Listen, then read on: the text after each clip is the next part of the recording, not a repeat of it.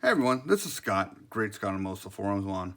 And I've been in RC quite a while, and I've got this big old bin. Actually, it's two big drawers of random RC parts, and Axial, Traxxas, pretty much every single RC company I've got different parts for. And what I use those for is when I'm trying to make a bracket or something, or I'm trying to make a light mount or something like that on one of my builds, I'll go in there and I'll rummage around, I'll look for it, and if I can't find exactly what I'm looking for, then I'll try to fabricate something up with aluminum. And with the parts, sometimes I get really close to what I'm looking for, and other times I get things that just kind of work, but not really what I want. So about 2 months ago, I got a 3D printer. I got a Creality CR10. I wanted the Lulzbot Mini 2, which is a very Gucci printer. It does a lot, and there's a lot of hands off. And I was about ready to pull the trigger on it, but the thing was $1,500. And I got to thinking about it, and really what I want it for is to print toys for my toys. And when I got to really thinking about it, $1,500 is really expensive. The Creality CR10 is right at $400, which is about the price of a kit, a new RC kit. So I was like, okay, that makes a lot more sense for what I'm wanting to do. It's a little bit more hands-on. You got to do a little bit more with it, but actually learning is a lot more. And really, as far as a printer, it's been pretty good. So since I've had it, I've gone on Thingiverse and a few other sites, and I've downloaded some of the stuff that they have.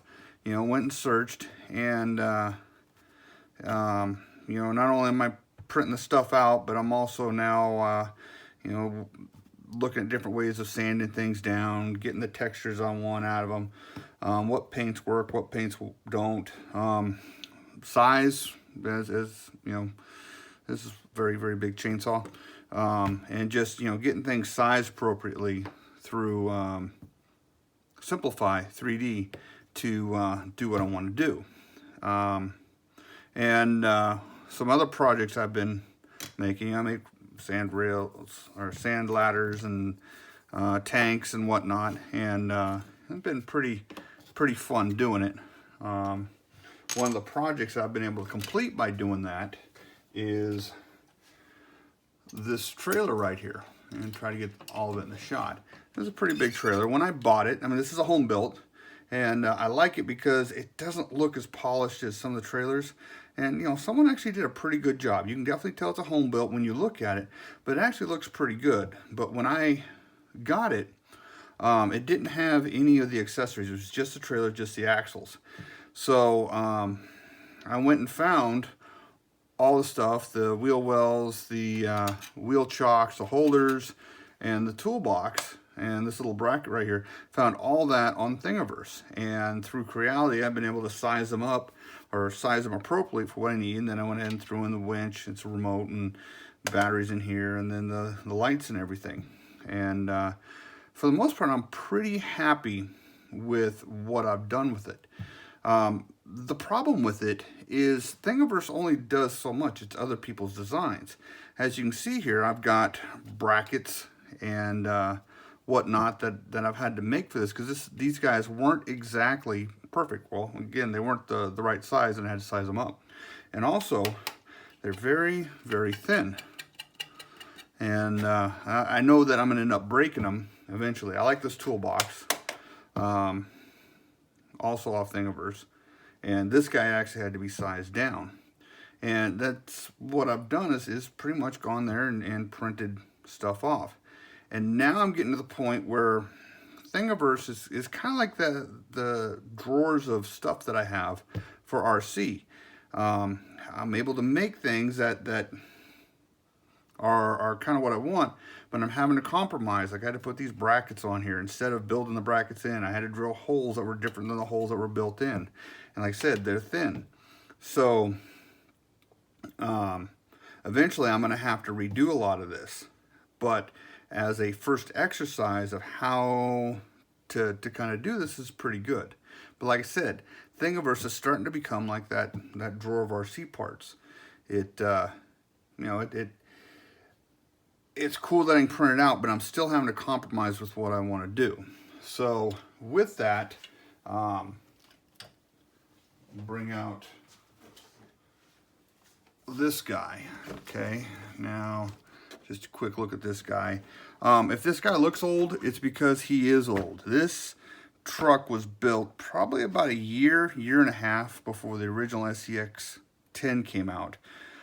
Back then, you had the AX10, and there was a few companies, X-Trail was one of them, that offered up frame rail kits to turn a crawler, an AX10, into a scale truck. This is before scale really took off and crawlers were still king.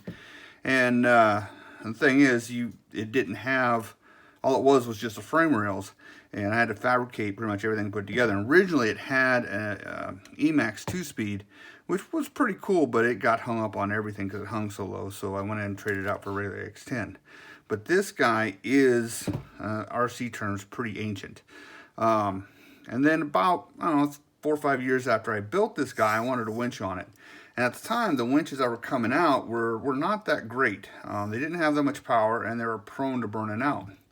So, not wanting that, I threw this guy together. As you can see, it's well used. And this is built off a Losi crawler transmission. And then I just happened to have the parts that I needed to put a spool together. And this guy will pull this truck up vertically, and it'll also pull the Wraith that I had with it tied on. Two very heavy RCs vertically all day long. It's doing pull-ups. But to get it here, I had to make my own bracket and everything. And it's not bad. I mean, I'm fairly, with what I had to do, it's not bad. But I've always wanted to make a better bracket for this. And this is where I've reached a milestone for me in my 3D printing life, in that I've made my first functional RC part. Drag this guy over. Here's that winch. Now this thing isn't perfect, but I'm pretty happy with it because it works. I made the bracket, and this was my first attempt right here. And this was just kind of a proof of concept. And then I realized real quickly that this has a 10% infill, and it's just not stout enough for it. And I did this on purpose just to see how much it would take to break it. And as you can see, it's pretty wispy in there. And trying to drill in that and have any strength in that, it really isn't that great. So when I printed this guy out, I printed it with I believe 50% infill, and I used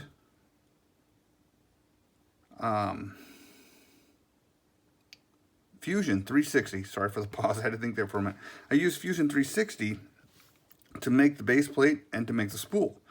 And again, this is a major milestone for me. This is just absolutely huge that I was able to do this. I've been learning Fusion 360 for the last couple of weeks, how to do it and how to get stuff out of it. And the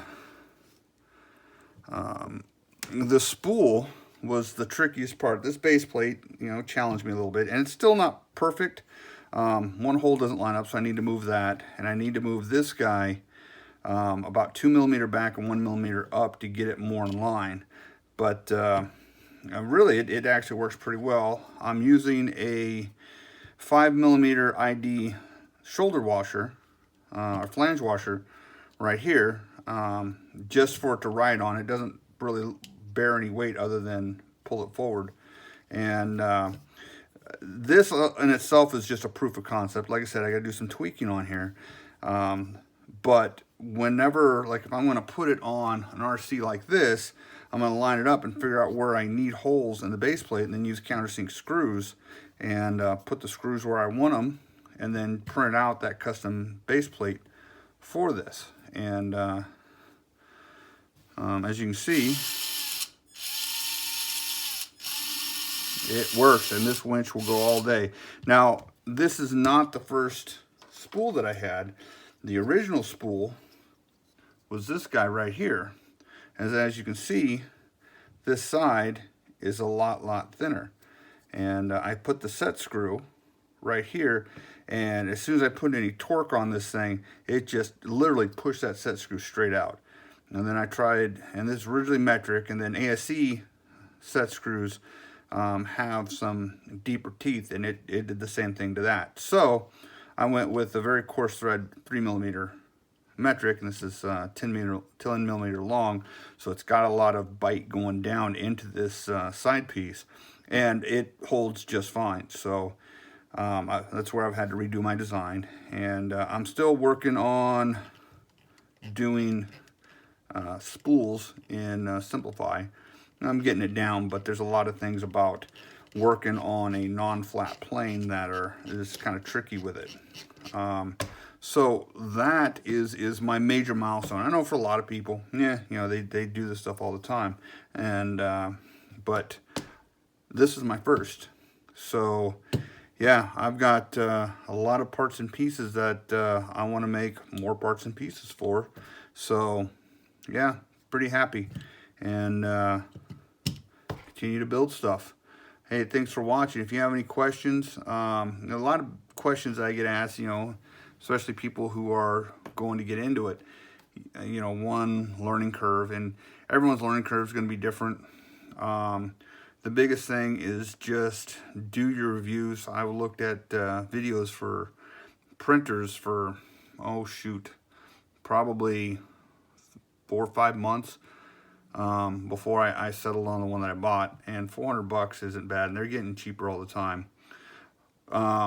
Materials, I print with PLA right now, and that's part of my problem with the spool, is that PLA, it's good for things that are static, things that don't really take much load, but you got to design in extra strength to them, like this guy, if you're going to do any work with it.